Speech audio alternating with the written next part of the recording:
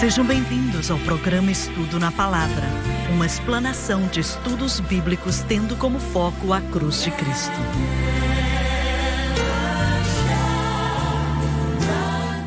Bem-vindo hoje ao programa. Eu sou o evangelista Jimmy Swaggart e é muito bom ter você conosco, juntamente com Lauren Larson, Dave Smith, Dr. Don Paul Gray e com Ítalo. É isso mesmo?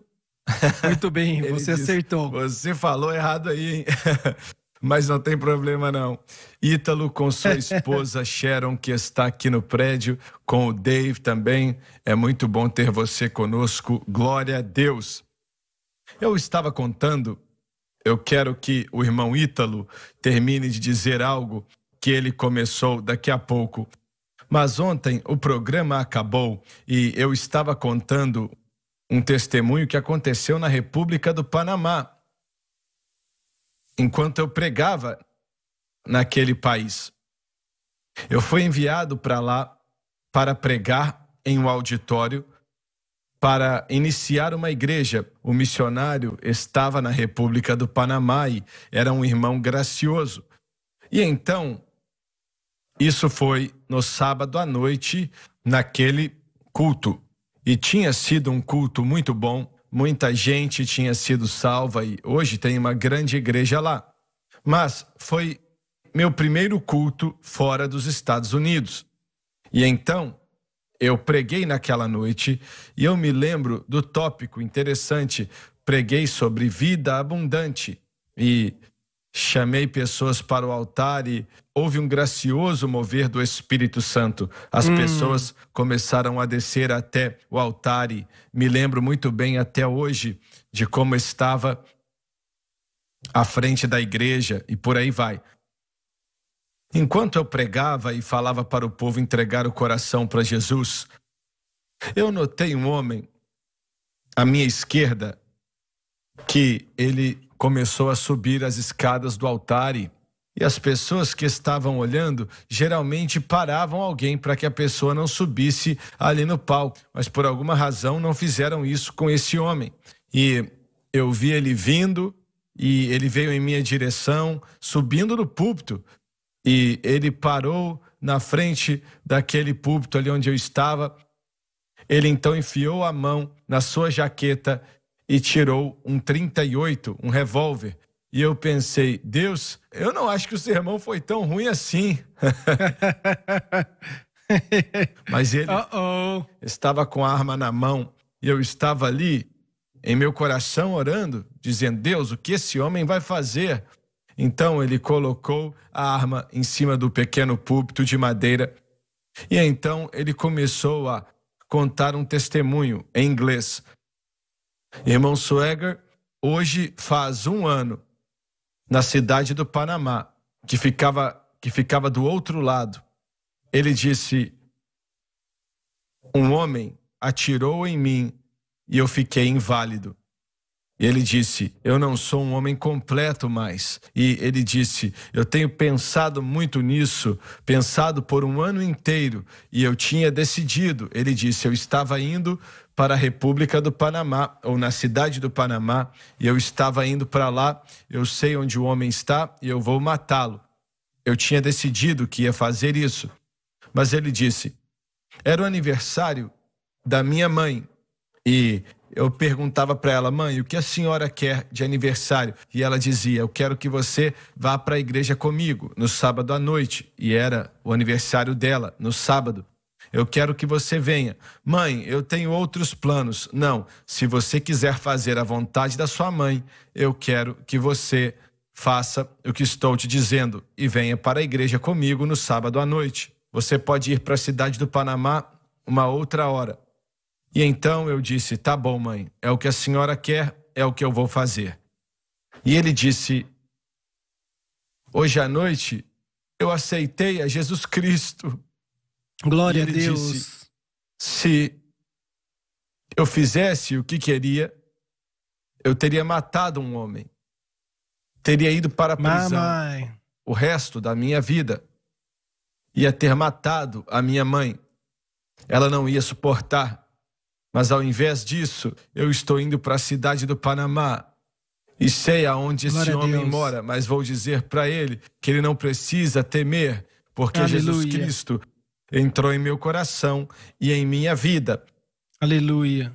E eu sou uma nova criatura em Cristo Jesus. E Amém.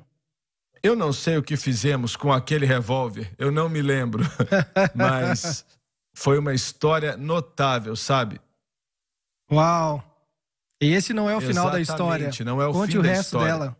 Pregamos uma cruzada 20 anos depois, no Panamá, na cidade do Panamá.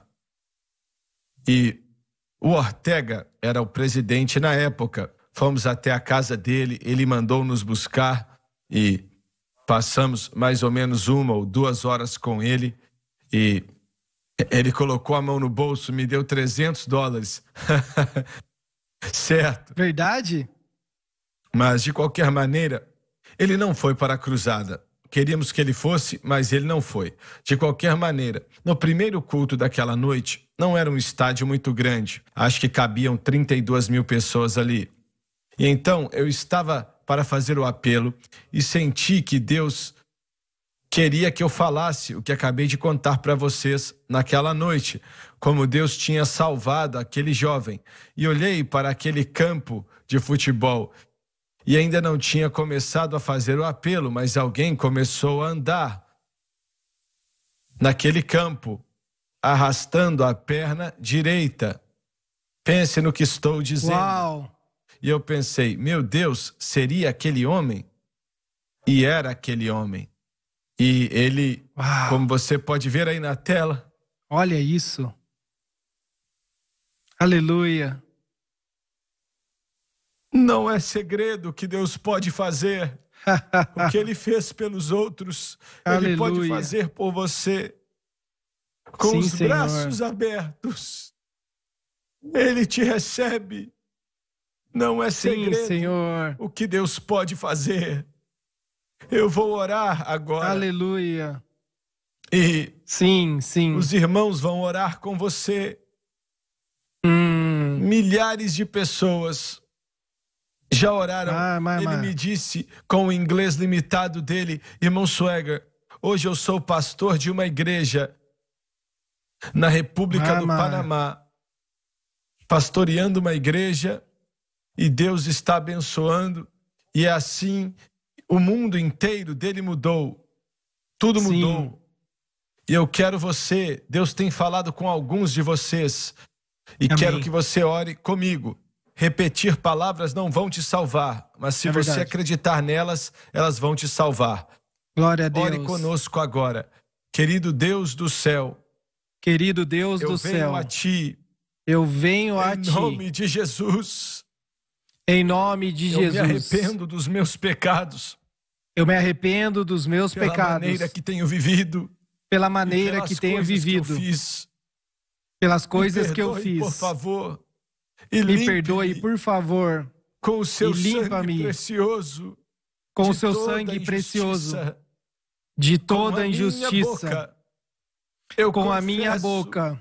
Eu confesso. O Senhor Jesus. Em meu coração. Em meu coração. Eu creio. Deus ressuscitou a Jesus. Que Deus ressuscitou Jesus. E que ele vive. Dentre os mortos. Neste exato momento. E que ele vive. E neste exato momento, a Jesus Cristo, eu aceito a Jesus como Cristo Salvador da minha alma, como o Salvador da minha alma. Eu faço dele, o Senhor da minha vida, o Senhor da minha vida, de acordo com a palavra de Deus, com a palavra de Deus, que não pode mentir. Eu estou lavado. Eu estou lavado. Limpo, eu estou limpo. Perdoado, eu estou perdoado. Eu estou salvo. Eu estou salvo. Glória a Deus. Glória a Deus. Aleluia. Glória a Deus. Glória a Deus. Aleluia. Obrigado, Jesus. Pensei nessa situação muitas vezes e como tudo mudou naquele sábado à noite. Se ele tivesse matado aquele homem, porque o homem tinha atirado na perna dele, ele perdeu a perna por causa daquilo, como você viu ali. Olha isso. Ele teria ficado preso o resto de sua vida. É verdade. Esse outro homem provavelmente teria morrido sem Deus. E a mãe dele... Quem é aquele jovem que eu está abraçando ali? E jovem ele era, hein? Olha isso. Não é segredo o que Deus pode fazer. O que Ele fez pelos outros, Ele pode fazer por você. De braços abertos para te perdoar. Não é segredo. Aleluia. O que Deus pode fazer. Senhoras e senhores. Aleluia. Glória a Deus, glória a Deus, glória a Deus, glória a Deus. Escuta Aleluia. aqui, alguns de vocês, e creio que alguns fizeram isso há uns instantes atrás. Ligue para alguém hoje e diga para eles que você disse sim para Jesus. Você não precisa fazer isso para ser salvo, mas vai te fortalecer para que você dê seu testemunho para outra pessoa, dizendo que você aceitou ao Senhor Jesus. Hoje é o melhor dia da sua vida. Glória a Deus. Sim. Você pode dizer para os outros que você foi salvo. Sim. No dia que te falaram sobre o homem de Panamá na televisão, quando ele aceitou a Jesus. Amém. Glória a Deus. Muito bem. Você falou de oração e grandes coisas acontecem quando os cristãos oram. É verdade. Esta é a marca de um verdadeiro ministério, irmão Swegard. Um homem ou uma mulher, um jovem ou uma jovem que se sente chamado, como você disse, desenvolve uma vida de oração. Orar não é fácil, não é sempre simples. E leva tempo para que o indivíduo possa construir aquilo que mais se encaixa para ele. Mas a consistência é a coisa mais importante. Consistência, um hábito tem que existir. Olha só, a minha avó me ensinou a orar quando eu era garoto. E ela me ensinou que quando acaba o tempo você tem que encerrar o programa. Voltamos já já.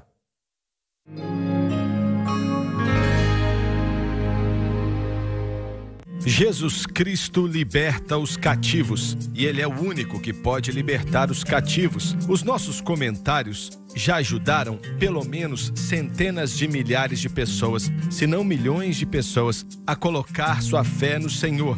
Peça o que você quiser, de Gênesis até Apocalipse. Eu sou Jimmy Swegard e estou esperando a sua ligação. Aproveite esta oferta, ligue ou acesse o site shopjsm.org.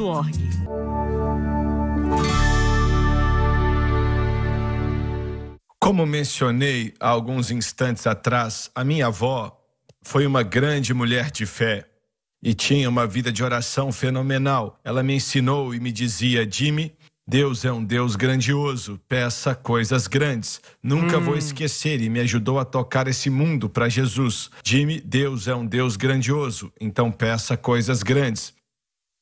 Eu me lembro da tarde que saí do trabalho, eu e a Francis estávamos em uma casa bem pequenininha e ela estava grávida do Doni nessa época e tínhamos reunião de oração na casa da minha avó toda a tarde.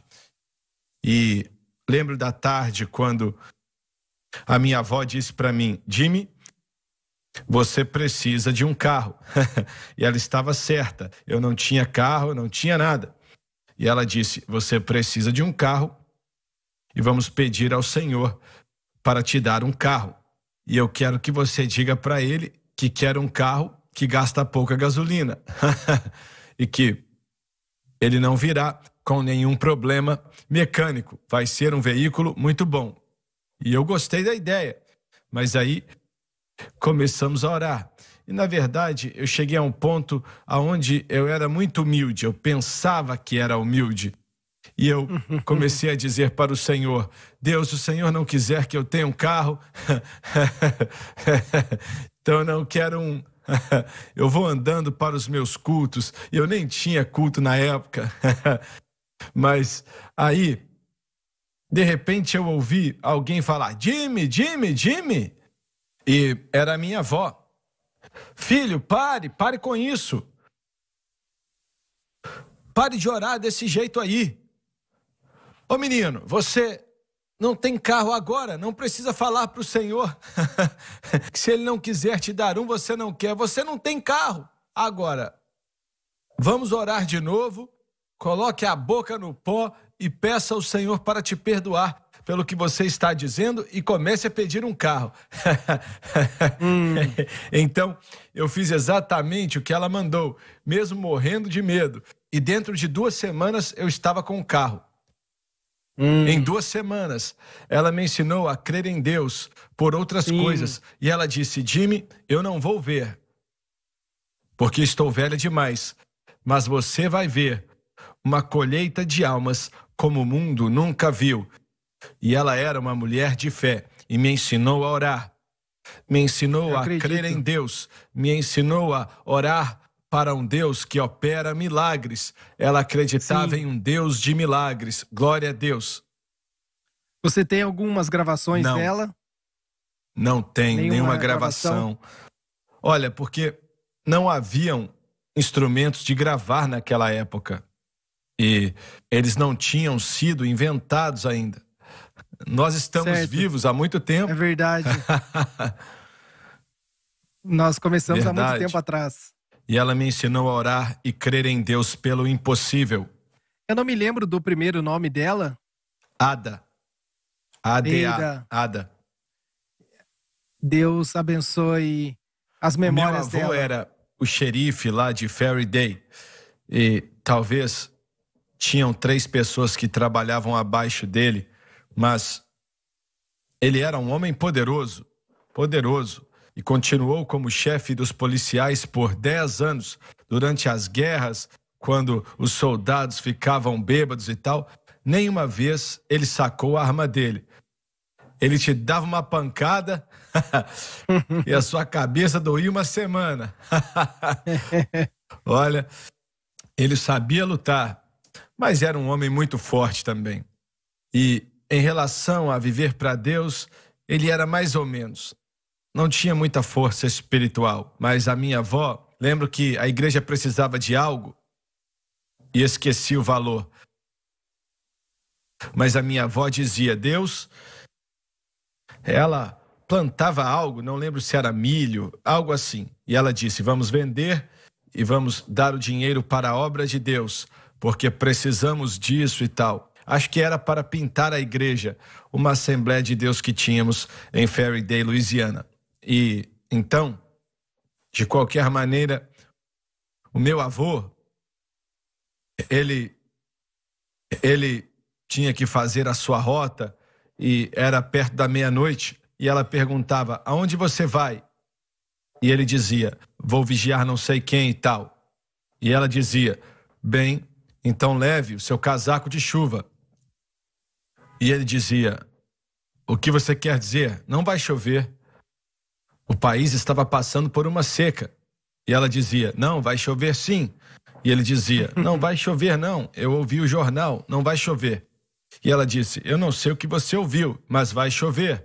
E então ela limpava o barril antes de ir dormir, porque naquela época eles juntavam a água da chuva, você sabe, não é? Isso foi antes do meu tempo. Bem, eu sei que no Missouri eles não tinham nem barris, então tudo bem. Então, ele disse: não vai chover. E ela dizia: vai sim. E se chover, então você vai dar o dízimo dessa colheita e por aí vai. E ele falou: dou sim. E aí, naquela noite choveu tanto, olha, que ele deu o dízimo e compraram a tinta para pintar a igreja. Então ela era uma mulher de oração. E que maravilhoso. Orar, temo que não seja algo popular hoje em dia. Estou certo ou não?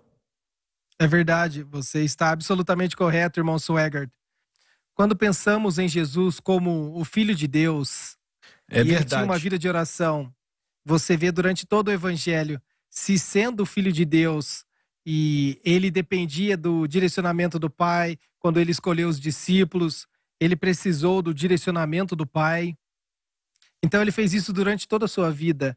E quanto mais nós, como crentes, também Lucas temos que fala ter uma mais vida de da oração. vida de oração de Jesus do que qualquer outro apóstolo, verdade. mesmo eles mencionando também. Mas ele orou a noite inteira antes de escolher os 12. Sim, e ele por aí orou. vai. Então, ele estabeleceu um exemplo para nós. E É verdade. eu agradeço a Deus. Mencionei muito a minha avó, mas agradeço a Deus pelo legado que ela deixou. E as palavras que vinham da boca dela: Jimmy, Deus é um Deus grandioso, peça coisas grandiosas. Você nos contou a história da sua avó muitas vezes. Ela deve ter tido um grande impacto na sua vida de oração. O que teria sido sua vida sem ela? Se a minha vida foi frutífera, não teria sido tão frutífera sem ela. É isso que eu quero dizer. Deus a usou para te impressionar. Quando eu era um garoto, a minha mãe me disse: Doni, você é mais alto do que as árvores. Isso aí é verdade. Quando você está de joelhos. Eu não entendia aquilo quando eu era uma criança. E eu não gostei muito. Mas mais tarde eu... Oh, meu Deus. Verdade. Com verdade é isso. Você é mais alto do que as árvores. Sabe como que ela me disse isso? Quando eu era um menino, eu era bem pequeno. Eu era o menor da minha sala. E meus irmãos mais velhos, eles eram bem mais altos do que eu. E eles sempre me atormentavam. E ela dizia: não se preocupe com isso. Você é mais alto do que as árvores quando você está de joelhos. É verdade. Essa é uma boa declaração. Sério mesmo. Mas muitas vezes acho que aquela igrejinha, aquela Assembleia de Deus e Faraday não era uma cidade grande. Tínhamos 5.000 pessoas ali, talvez isso. Nem sei se era desse tamanho. Mas tanta gente que amava a Deus vieram dali. Talvez tínhamos 25, no máximo 40 pessoas naquela igreja. Mas várias pessoas ali eram guerreiras de oração, que realmente sabiam tocar o coração de Deus. E essa é a maior arma que uma cidade, ou uma vila, ou um país pode ter. Podem pensar que não, e não se importam com um bando de pessoas loucas que gostam de falar com Deus, mas uma igreja que tem alguns guerreiros de oração nela. Olha, eu vou fazer essa pergunta. Quando Daniel estava orando, será que o povo que dominava o império medo-persa, será que eles tinham a menor ideia sobre quem era esse homem? Eu acho que não. A questão é que eles viam Daniel da forma como nós vemos hoje escrito. Mas, mais uma vez, a fé no Deus de Daniel exigia que eles entendessem o Deus de Daniel, e eles não tinham isso. Eles o enxergavam como um homem sábio e um conselheiro, alguém que eles poderiam contar. Ele era consistente, era fiel, e até mesmo como um mordomo da onde Deus o colocou. Mas o verdadeiro valor de Daniel era a sua habilidade para tocar em Deus e orar por Israel. Quantos judeus estavam no Império Medo-Persa na época, nós não sabemos. Talvez os registros históricos dizem, mas suspeito que não seja um grande número. E quantos desses judeus, que eram os únicos no mundo que conheciam a Deus, ninguém mais conhecia. Correto. Mas quantos deles realmente conheciam ao Senhor? É uma boa pergunta. É uma boa pergunta. Nós temos o número daqueles que retornaram